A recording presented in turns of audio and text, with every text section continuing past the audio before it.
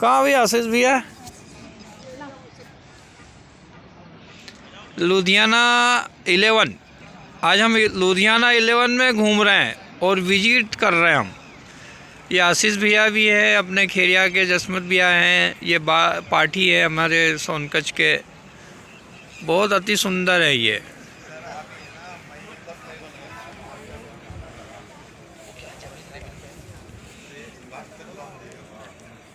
हमारे यहाँ क्या है, फुटपाथ तो है सभी के, सभी है ना फुटपाथ अपने एरिया में सभी जगह फुटपाथ। कहाँ के हो?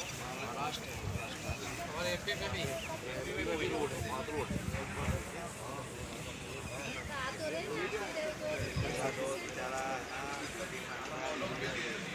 बाहर। ये अभी आपको बोला एक का बोला तो ये बेचारा एक में गए, अपन 11 में आगे बोले यार मैं 1 से 11 में आऊँगा तो नहीं चला, कितनी देर रुकोगे?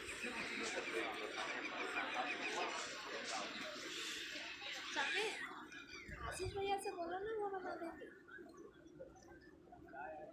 तो सर बीजा तुम 2 जना अरे हाँ તમારો ખેંચો તો लो लो ये लो હું ભેજ દઉં, તમારે વાપસ ભેજ દઉં। अच्छा चला चलो पूछेगा।